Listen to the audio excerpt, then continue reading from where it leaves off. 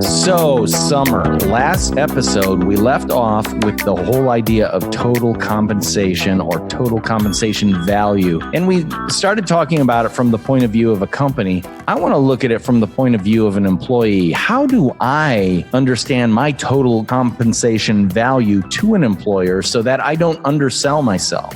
That's a fantastic question. And I've got two thoughts on it. So first thought is gaining greater understanding of the differences in data points that employers and employees are looking at.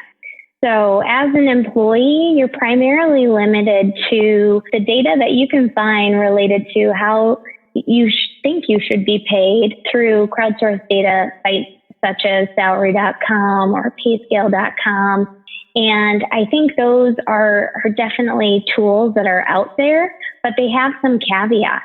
From an employer perspective, they're able to purchase published, reputable survey data. That's what we purchase in our compensation consulting practice as well, that gives a more robust and deeper perspective into how jobs are paid and what the pay mix looks like and a whole bunch of details. Crowdsourced data, on the other hand, one of the main caveats there is as an employee, you can go in and key in anything.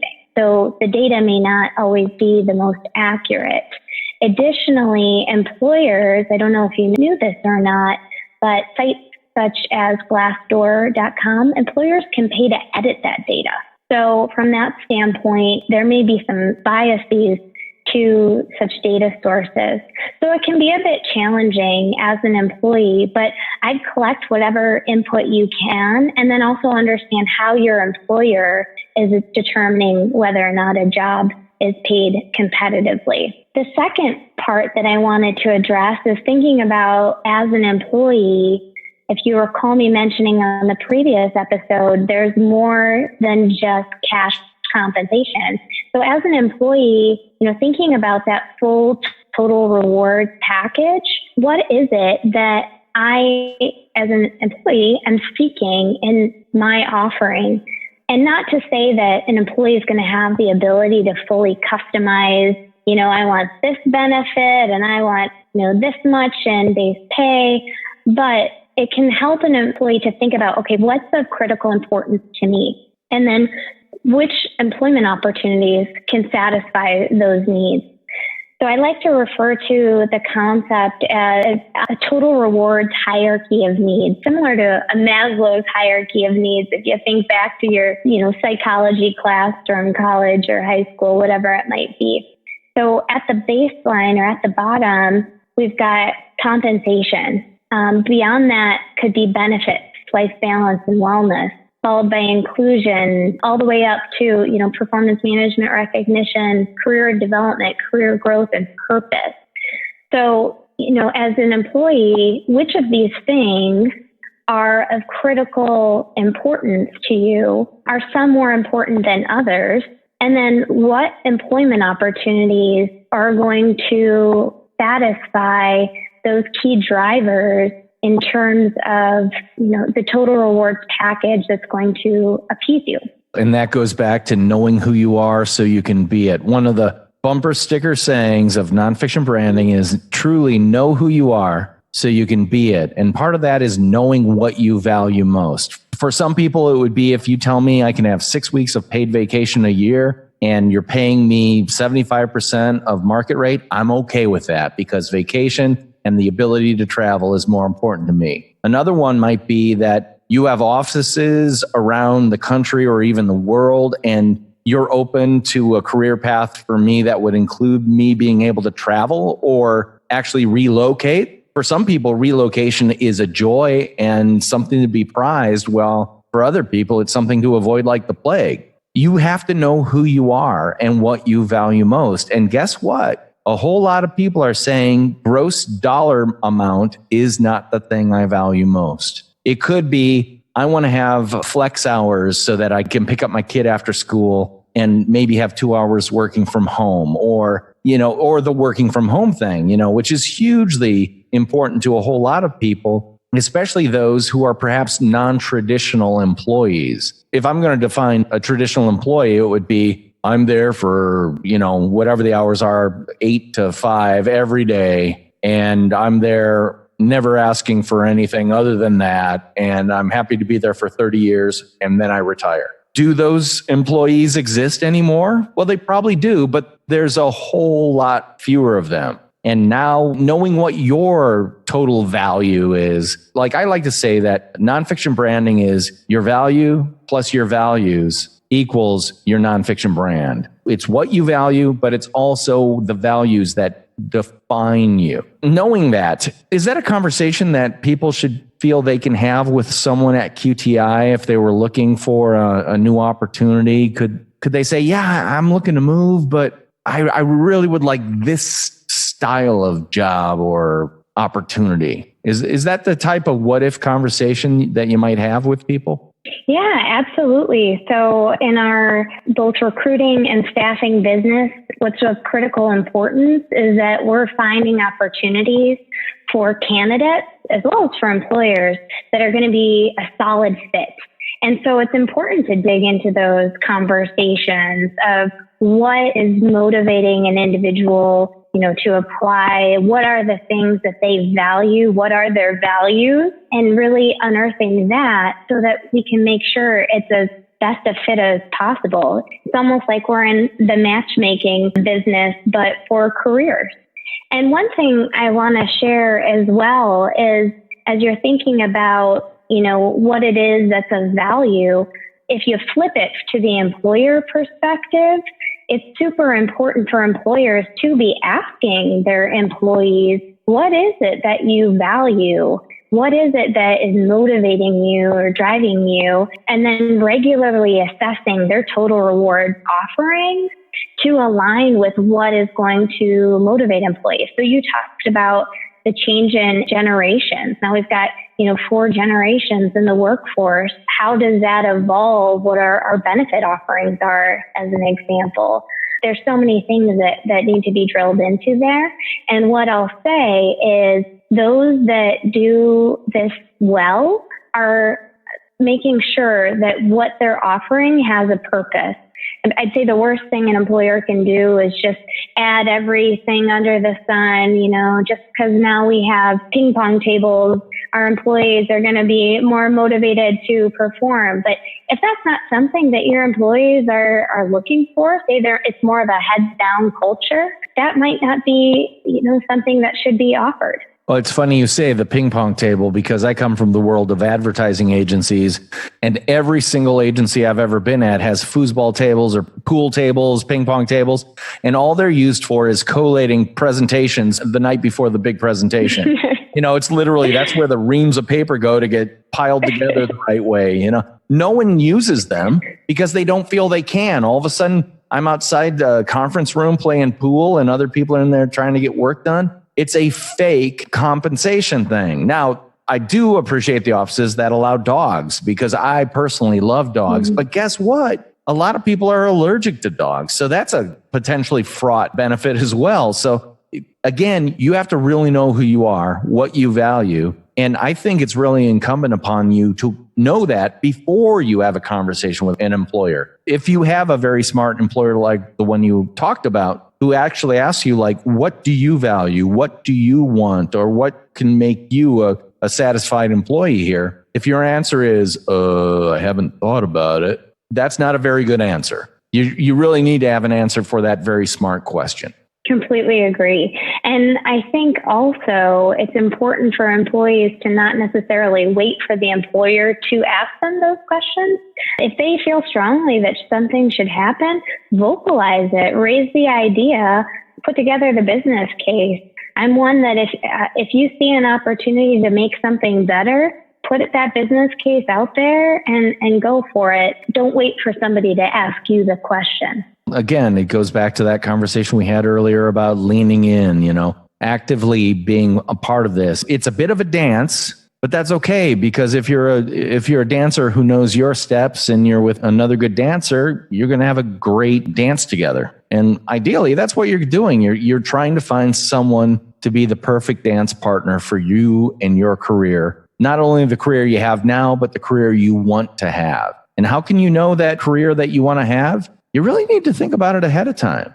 I like to use continuums as a mental game. You've got one end over here, one end over here. And on one end, in this case, I'm thinking bureaucrats, someone who would be perfectly happy at the Department of Motor Vehicles. And then on the other side is a pure entrepreneur who doesn't know where the money's coming to pay anybody this week. Everybody's on that continuum somewhere. Have you, as a person, figured out where you are on that continuum from pure bureaucrat to pure entrepreneur? That's a great thing to know ahead of time, because if you like to know on Wednesdays I do this, guess what? You're closer to one side of the thing than the other. And guess what? Companies need both. A great example is, just kind of painting with a broad brush, salespeople are known for being, I'm pure entrepreneur. I'm never going to be in the office. I'm always going to be on the road. The only time you're going to hear from me is when I put in my expense reports. Oh, and here's a new contract, or here's a new client, here's a new customer. And don't expect me to come in 9 to 5.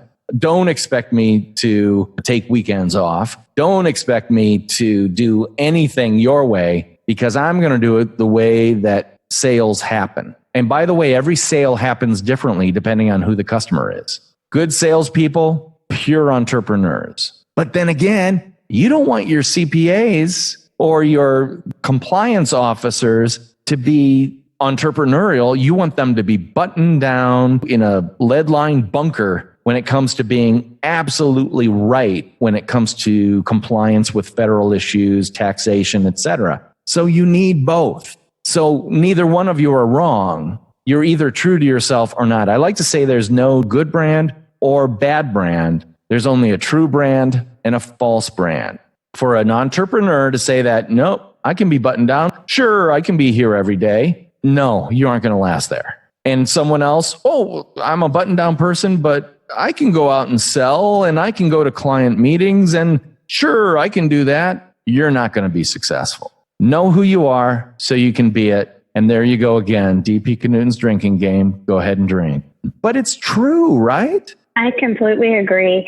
And not only is it true from an employee perspective, you need to be true to who you are, and your employer is going to be able to realize that. And if you're not true to who you are, it's going to be hard for you to be satisfied. But additionally, it's true from an employer perspective. I mean, employees are going to read through, if you say you have a flexible work policy, but you penalize those that aren't in the office by missed out opportunities or things along those lines, then employees are going to perceive your brand as fictional, so to speak, not to say, that it's not nonfiction. This episode of the Nonfiction Brand podcast is brought to you by Nonfiction Brandversity. It's a free Facebook group dedicated to the art and craft of personal branding, and we'd like to invite you. Just search Nonfiction Brandversity on Facebook and ask to join. You're in, guaranteed. I can't wait to see you on campus. I'm thinking about a video I just saw of a huge hero of mine, Yvon Chouinard, the founder of Patagonia, the clothing manufacturer and outdoor equipment. And I saw a video on YouTube. All you have to do is look it up. It's got a very memorable name, Let My People Go Surfing. And it's all about how he created this billion-dollar company from a bunch of misfits who don't fit anywhere else. And he said that during the process of them scaling up their company, they brought in some, you can have misfits, but they have to work together. So as a company scales, it's got to have systems and processes that work, so that efficiencies, et cetera, et cetera. So they brought in some business consultants and business psychologists to talk to their people. And when he sat down with them, he said that they looked at him and said, this is a very interesting workforce. None of them are employable anywhere else because they are completely independent operators. And it works for you, and don't change a thing. But he has a very specific culture in his company. He's hired specifically people that fit within that culture. And guess what? Once they're there, they don't leave. And by the way, when he says, let my people go surfing, he means it. I once had a creative director above me when I was an associate creative director, and he defined himself as a windsurfer. And what he meant by that was he kept track of the weather like a weatherman. And the second there was wind, he was out on the reservoir windsurfing. And he told me once, I go even if I don't want to, because you can't call yourself a windsurfer if you don't go windsurfing. And you can only go windsurfing when there's wind. So when there's wind, I'm windsurfing. Well, that's Yvon Chouinard too. If there's surf, the surfers are out. Well, guess what? If there's powder up in the mountains, the powder skiers are out. And that's okay, because his only criteria is you get the work done. And because you've got independent self-operators, it works. That brand, Patagonia, knows who they are and they're being it. The people who work for Patagonia know who they are and they are being it. And that's why the dance that I kind of alluded to earlier between the company and employee works so well, because they both know who they are and are actively being it. Do you see and work with a lot of companies to help them define when you talk about total value compensation, things like that, do you work with them to actively get them to do the work to say, okay, you say this, but you do this? There's a difference. Can we reconcile these things together? Absolutely. That's a fantastic question. And yes, we do. So what we do that through is the development of a total reward strategy and philosophy. And essentially what that is a document which outlines, what an employer values, what they're trying to reward for, what the elements of their total rewards program entail, and the role and purpose of those elements, how they all fit together to accomplish this greater purpose. It includes other things too, like who they're competing with for talent. And so it's not about the document, it's about the exercise of going through that dialogue to discuss, what all entail the total rewards program and why. Why are all these pieces fitted together, and are they working as effectively as they should? And the reason why that's so critical, and a lot of employers don't have such a strategy and philosophy document in place, but the reason why it's so critical to have that is because on average across organizations, 70% of operating expenses go towards your talent, your people. So that tends to be the largest expense, right? And just like with any other large financial investment, you want to make sure that you're maximizing the return on that investment. Yeah, that's a really great point.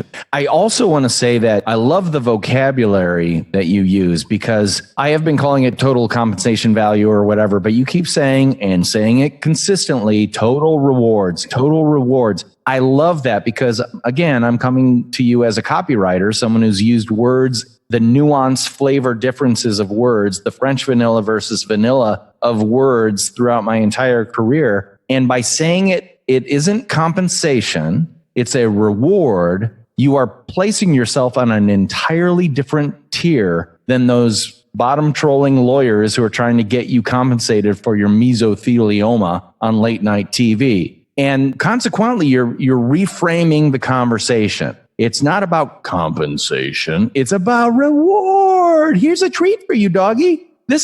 We love you. It becomes this much bigger, better, positive, always positive conversation, not compensation. We're going to get the compensation you deserve for that motorcycle accident. No, it's not about compensation. It is about rewarding the behavior, the professionalism, the value that you offer a company. So I applaud you for that use of terminology and your incredibly consistent use of it. Well, thank you. I too probably could inspire some drinking games if you were to go on QTI's social media and look at some of the videos of things we've done in regards to total rewards. I have a tendency to mention it quite frequently. Well, let's talk about that. If people are interested in QTI and they go to the QTI website, what is there that they can take a look at, play around with? Well, both our website as well as social media. So we're regularly out there posting on LinkedIn and Facebook and things along those lines. But they can see some highlights from my colleagues, including myself, related to quick thought pieces. They can also read some articles on trends out there related to total rewards, as well as recruiting and retention and employee engagement. I mean, these are all really important things for employers and employees to be thinking about. And that website is qtigroup.com. So check that out. And I'm talking with Summer Rector, and that's spelled Rector. And I would absolutely invite you to check her out on LinkedIn and any other social platforms you use, which are, by the way, what social platforms do you use? So I am regularly out there on LinkedIn. I am also out there on Facebook. And also, I've got some presence on our QTI website as well. Are you up for fielding questions, random questions from listeners who might be interested in all things QTI or total rewards compensation? Of course. This is a huge passion of mine. As you know personally, DP, I love to talk about this amazing field that I have the privilege of being in. And so I welcome any opportunities to interact with those who have questions. I'd say the easiest way to reach me is either through LinkedIn or through email at summer.rector. Again, that's RECTOR at qtigroup.com. Well, there you have it. And if you're an employer listening to this podcast, QTI Group is an absolute fantastic organization to become acquainted with and ideally partner with, because I know they're going to hook you up with the very best people that you could possibly need. And again, some of the other service areas that you provide are things like, am I right in calling it outsourced HR? For people who don't have an HR department in their company, you guys can handle all that when it comes to compliance and blah, blah, blah, blah. Yeah, exactly. So we have a professional employer, or a PEO organization, as it's called, that essentially co-employs employees, so that an employer, so for example, a small startup or a nonprofit where you want to focus in on what it is that your business is trying to achieve, and you want someone else to worry about the payroll, the benefits, to one, get you better bargaining power with benefits, so a more robust benefits package, as well as help you with some of those less fun items like compliance and employee relations. Those are all things that we can help with in our PEO business. Wow, that's pretty cool. You can literally take a world-class engine, graft it onto your startup, and you don't have to worry about that stuff because you've got it handled. That's pretty darn cool. Anybody who's interested in getting more information about the QTI Group, by all means, connect with Summer. She's really cool. And if you're in the Madison, Wisconsin area, I'm sure you'll see her out and about, because I've seen you at several events and things like that as well. So connect with her on LinkedIn. If you've got specific questions, hit her up at her email address, which she gave you just a few seconds ago. And I want to thank you so much for being on the podcast and allowing me to ask these kind of 101 questions, and also for validating a lot of the stuff that we talk about here on the Nonfiction Brand podcast quite a bit, especially about the value of people creating their own personal brands via their own nonfiction, completely true, completely used stories. Because remember, if you're not telling your story, someone else is, and they might not like you. I'm DP Knudten for the Nonfiction Brand podcast, and she is Summer Rector. And thank you so much for having me, DP. I appreciate the opportunity. Well, thank you so much. And remember, people, like, subscribe, refer, and most of all, review this podcast so other people can find us. I'm DP Knudten for the Nonfiction Brand podcast, and I'll talk to you next time. Bye-bye.